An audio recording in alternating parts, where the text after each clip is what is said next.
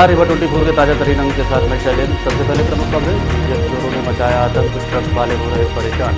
20 मूक बधिरों को लगाया धन दुगना करने का लालच देकर 2,42,000 रुपये सीमा और नेशनल हाईवे के स्पीड के अनुसार तय ड्राइवर ने भागकर बचाई जान। खबरों से अन्य खबरें विस्तार। दुबगमा कुर्मियान में रहने वाले युवक की हत्या के बाद परिजनों ने पुलिस पर कार्रवाई न करने का आरोप लगाया है। मऊगंज जिले के दुबगमा कुर्मियान में विगत दिनों युवक की मौत के बाद मृतक के परिजन दर दर की ठोकरें खाने को मजबूर हो रहे हैं।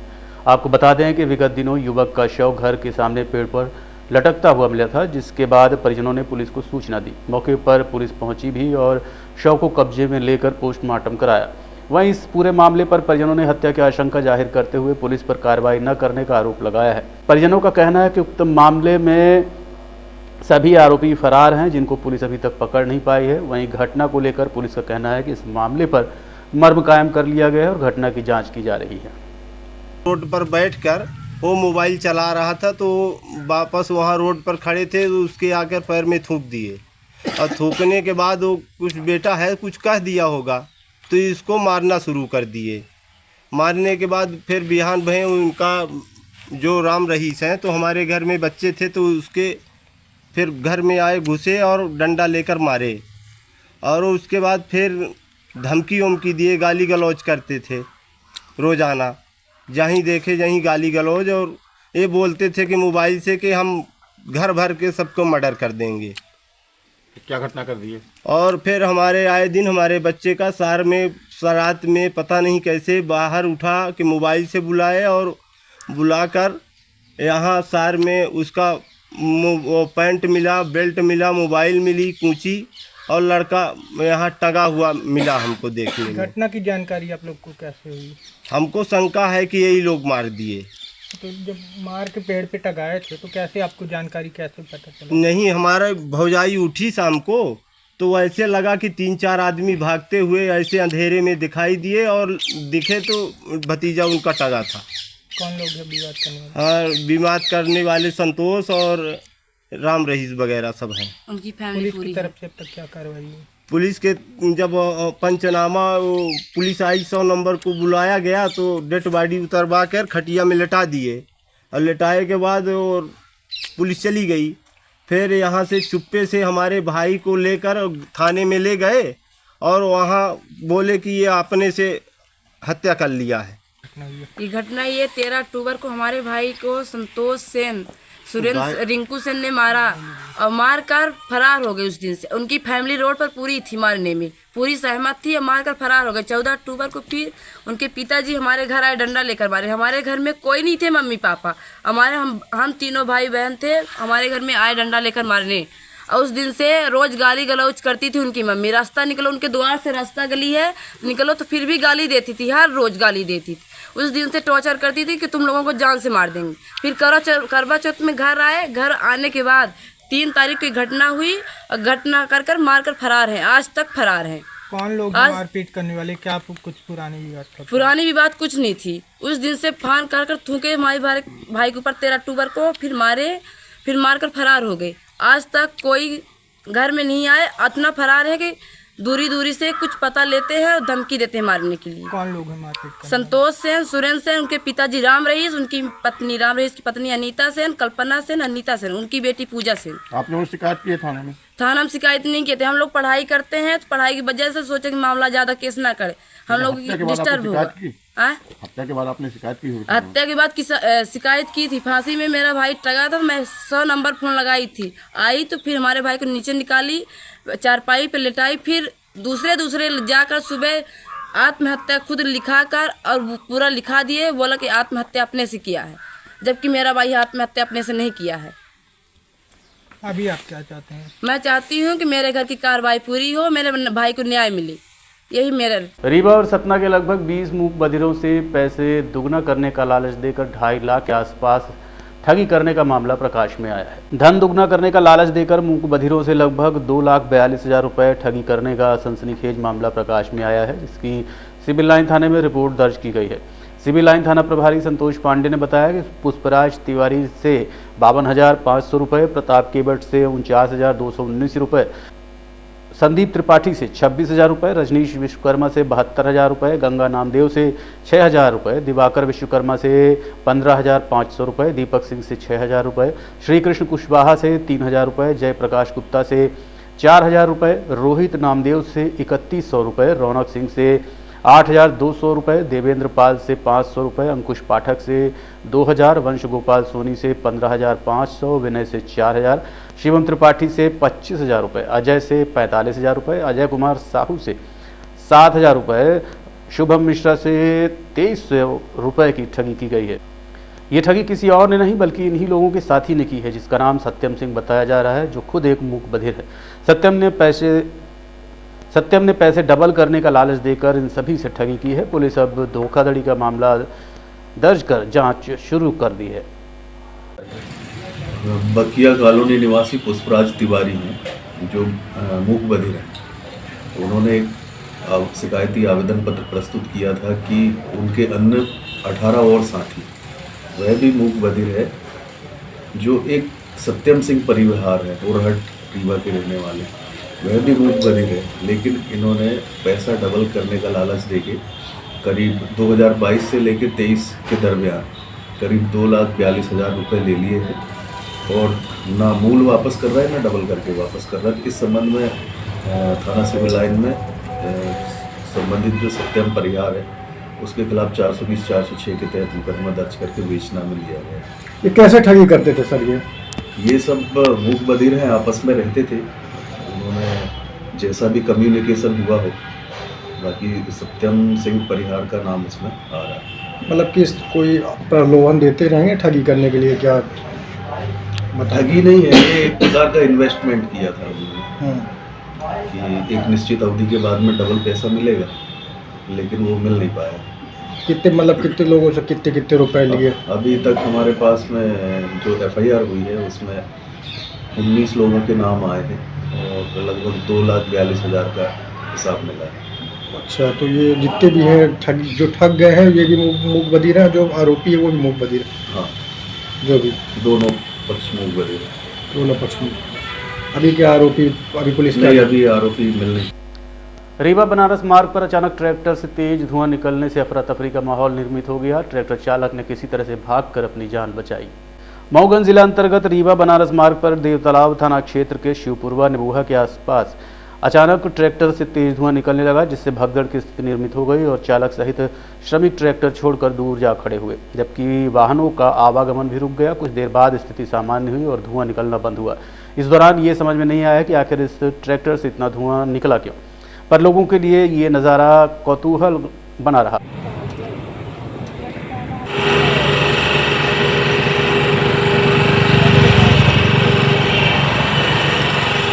रीवा प्रयागराज मार्ग हाईवे नंबर 30 में इस समय डीजल चोरों ने आतंक मचा रखा है। इस समय हाईवे में ऐसे बदमाश सक्रिय हो गए हैं जो सिलसिलेवार ट्रक चालकों को निशाना बना रहे हैं। रात में सोते समय बदमाश ट्रकों में भरा डीजल निकाल ले जाते हैं। रीवा से प्रयागराज को जोड़ने वाला राष्ट्रीय राजमार्ग क्रमांक 30 में पिछले कई दिनों से बदमाशों की गैंग ने कोहराम मचा रखा है। रात के समय होटल व ढाबों के आसपास खड़े ट्रकों से डीजल निकालकर चंपत हो जाते हैं। इस गिरोह ने पिछले 2 दिन में ही 2 ट्रक चालकों को निशाना बनाया है और ट्रकों में भरा भारी मात्रा में डीजल निकालकर चंपत हो जाते हैं। इस घटना की शिकायत पीड़ितों ने थाने में दर्ज कराई है, लेकिन अभी तक गैंग का पता नहीं चल पाया है। पुलिस मामले की जांच में जुटी हुई है। देखिए, नेशनल हाईवे 30 में डीजल की चोरियों का सिलसिला शुरू हो गया है। आज ये थाने आए हैं रिपोर्ट करने। मैं इनसे बात करता हूँ। भैया, आपका नाम क्या है? मेरा नाम शिव कुमार पाल। आप गाड़ी चलाते हैं? जी, ड्राइवर। थाने आए हैं, क्या घटना हुई बताइए। मेरा डीजल चोरी हो गया। कितना? 24,600 का। 24,600 का। कितने लीटर? लीटर सर जी मालूम नहीं है। 24,600 को भराए थे। अच्छा, गाड़ी नंबर क्या था आपका? UP 70 GT 1808। कहाँ से आप चले थे? पंकरगढ़ से भिलाई जा रहे थे। क्या लोड था उसमें? सिल्का शेन। कितने बजे की घटना है ये? यहाँ आए आप? 1 बजे आए थे। 1 से 4 बजे के बीच है। अच्छा। तो ये राशि आपको डीजल की मात्रा लीटर में नहीं मालूम कितना भराए थे आप? सर जी वो ध्यान नहीं दिए थे, आया था कुछ। आपका नाम क्या है? मेरा नाम सुनील कुमार तिवारी है सर। पिता का नाम? वंश भौर तिवारी, निवासी? फुलहा। आज क्या हुआ है आपकी गाड़ी में? सर 12 बजे रात को गाड़ी खड़ी करके गए, यहाँ कंडक्टर गाड़ी में सो रहा था। सुबह में जब वो जगह टंकी जाके देखा, ब्रश करने जा रहा था, टंकी देखा तो ढक्कन उक्कन उसका नीचे पड़ा हुआ था और डीजल बिल्कुल नहीं था। फ़ोन मांगा ढाबे में तो फ़ोन नहीं दिए बात करने के लिए। बोला ड्राइवर से बात करना है तो फ़ोन नहीं दिए, बोले फ़ोन नहीं है मेरे पास। शाम को जब मैं आया तो मेरे को बताया कि डीजल का टंकी का ढक्कन टूटा हुआ है, डीजल लगता है निकल गया। मैं चाबी लगाया गाड़ी में तो बिल्कुल डीजल ही नहीं है। कितने तारीख को गाड़ी खड़ी किए थे यहाँ? परसों शाम को 12:30 बजे, 27 तारीख को रात में सर। और गाड़ी में कौन था? कंडक्टर था। कितना लीटर डीजल चोरी हुआ? 250 लीटर सर। 250 लीटर। जी। ये गाड़ी कहाँ की है? गाड़ी सर छत्तीसगढ़ दुर्ग। कहाँ से आप आ रहे थे? मैं रायपुर से आ रहा था, सुल्तानपुर जा रहा था यूपी। थाने में रिपोर्ट दर्ज करवाएं? 100 नंबर किए थे, 100 नंबर आई थी। बोली देखते रहिए रीवा 24 न्यूज़।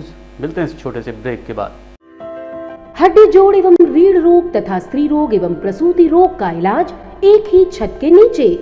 विघ्नहर्ता hospital and trauma centre, hotel landmark के पास, रतहरा, रीवा। डॉक्टर संतोष सोनी, पूर्व चिकित्सक, बॉम्बे हॉस्पिटल, मुंबई।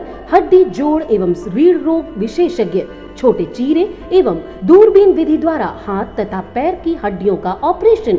गठियाबात, जटिल एवं बिगड़े हुए फ्रैक्चर का बेहतर इलाज करते हैं डॉक्टर संतोष सोनी। विघ्नहर्ता हॉस्पिटल ट्रॉमा सेंटर में ही स्त्री एवं प्रसूत रोग विशेषज्ञ डॉक्टर शैलजा सोनी भी उपलब्ध हैं, जिनकी देखरेख में नॉर्मल डिलीवरी, सिजेरियन ऑपरेशन एवं बच्चेदानी से संबंधित ऑपरेशन की बेहतर सुविधा। संतानहीन दंपत्ति तत्काल संपर्क करें। विघ्नहर्ता hospital and trauma centre, hotel landmark के पास, रतहरा, रीवा। सुविधाजनक एवं सफल इलाज हेतु आज ही संपर्क करें। विघ्नहर्ता hospital and trauma centre, hotel landmark के पास, रतहरा, रीवा। मोबाइल नंबर 7828781983 अथवा 8462956774 पर। अब आपके शहर रीवा में पुष्पांजलि ग्रीन्स मैरिज गार्डन की हुई शुरुआत। शादी, बर्थडे पार्टी सहित अन्य कार्यक्रमों के लिए सर्व सुविधाओं के साथ आप सभी के लिए सस्ता एवं उचित दाम पर उपलब्ध है।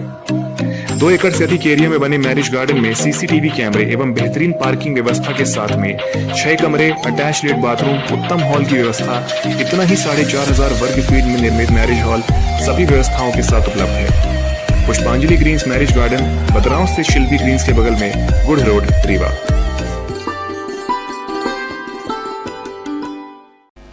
केंद्रीय स्वास्थ्य मंत्रालय ने चीन के उत्तरी क्षेत्र में एवियन इन्फ्लुएंजा H1N2 के तेजी से फैल रहे मामलों और बच्चों की सांस में बीमारी को लेकर अलर्ट जारी किया है। इस संबंध में आज हमने संजय गांधी अस्पताल की तैयारियों का जायजा लिया।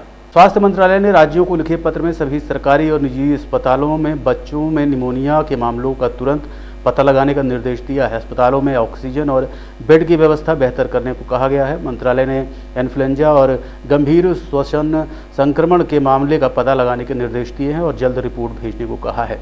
मंत्रालय ने साफ कहा है कि देश में अभी कहीं भी H1N2 के किसी भी मामले की पुष्टि नहीं हुई है। संदिग्ध मरीजों के संबंध में भी कोई जानकारी नहीं मिली है। इससे घबराने की नहीं है, लेकिन एहतियात के तौर पर जिला और राज्य स्तर पर कड़ी नज़र रखने की ज़रूरत है। इस संबंध में आज हमने संजय गांधी अस्पताल के डीन डॉक्टर मनोज इंदुरकर से व्यवस्थाओं को लेकर चर्चा की। इसमें ये भी एक तरह का इन्फ्लुएंजा है और जैसे लास्ट टाइम कोविड आया था उसी से मिलता जुलता ये गाइडलाइन है। अभी वर्तमान में जो इन्फ्लुएंजा वहाँ पर है चाइना में देखने में बच्चों में है, तो हमने पहले भी जब 3rd वेव थी तो उस दौरान भी हम लोगों ने बच्चों के लिए 10 बेड का एक सेपरेट ICU रखा था और 3 उसके पास ही में नॉन ऑक्सीजन बेड, जब पेशेंट स्टेबल हो जाए तो उसके बाद में शिफ्ट करने के लिए वो रखा था। और टोटल हमारे अभी संजय गांधी में जो 792 बेड की हम लोगों ने ऑक्सीजन बेड है हमारे पास, जिसमें लगा रखा है हम लोगों ने, तो बेड की कोई दिक्कत नहीं आएगी। अभी फ़ेज़ 1 में हम लोगों ने पहले 240 बेड का इंतज़ाम रखा था टोटली, और अगर मान लो अधिक से अधिक एडल्ट पेशेंट आते हैं, और बच्चों के लिए हम लोगों ने 10 बेड का एक बना रखा है, तो वहाँ पर यूनिट इंचार्ज को ये सब बता रखा है कि व्यवस्था करने के लिए।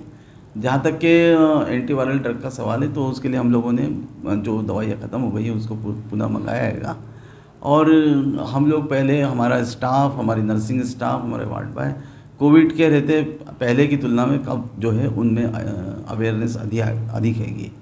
पहले जब कोविड आया था तो किसी को इतना नॉलेज नहीं था कि इसको किस तरह से ठीक किया जाए, लेकिन अब सब लोग पारंगत हो गए हैं। तो अब अगर वेव्स आती है तो हम लोग तैयार हैं पूरी तरह से। हम इस बीमारी, वो इन्फ्लुएंजा के ही है, कफ कोल्ड फीवर के साथ पेशेंट वहाँ प्रेजेंट हो रहेंगे और निमोनिया के साथ ही प्रेजेंट हो रहेंगे।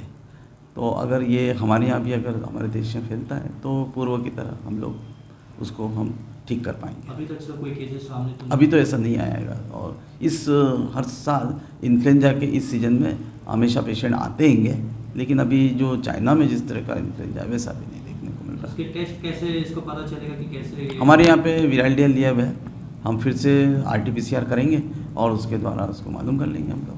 ज़्यादा इफेक्ट इसको कर सकता है? अभी जो आया है वो केवल बच्चों को ज़्यादा इफेक्ट कर रहा है। शुरू में जो पहली वेव आई थी कोविड की, उसमें वो लोग ज़्यादा अफेक्ट हुए थे जो इम्यूनो कॉम्प्रोमाइज़ है, एल्डरली है, डायबिटीज़ है, कैंसर की दवाई खा रहे हैं, कैंसर से पीड़ित है। तो हम लोग एक अलर्ट तो इन लोगों के लिए हम जारी करेंगे कि किस तरह से फिर से एक इन्फ्लुएंजा से किस तरह से जो बचाव के Pentium point group of institutions a key to success. जी हाँ, Pentium point group of institutions, जहाँ पर आपको मिलते हैं BA LLB 5 year full time programme, LLB 3 year full time programme bar council of India से मान्यता प्राप्त हैं। MBA के 2 year full time programme AICTE new Delhi से मान्यता प्राप्त हैं। Pentium point college of pharmacy T pharma 2 year full time programme PCI New Delhi द्वारा मान्यता प्राप्त। पेंटियम पॉइंट टेक्निकल कॉलेज में स्नातक व स्नातकोत्तर के सभी पाठ्यक्रम संचालित हैं, जिनमें प्रवेश प्रारंभ है। हमारा कॉलेज कोड है P500। याद रखिए, सामान्य वर्ग BPL कार्ड धारकों को शिक्षण शुल्क में छूट व SC/ST OBC छात्रों को मध्य प्रदेश शासन के नियमानुसार छात्रवृत्ति। आप संपर्क कर सकते हैं हमारे हेड ऑफिस में, जो है हेडगेवार नगर रेडियो कॉलोनी के सामने रीवा, और कॉलेज कैंपस में जो है करहिया सिमरिया रोड और हरदी सिमरिया रोड रीवा में। अधिक जानकारी के लिए हमारे फ़ोन नंबर पर संपर्क कर सकते हैं। हमारा फ़ोन नंबर है 07662438035। मोबाइल नंबर पर भी संपर्क किया जा सकता है, जो है 9993208439।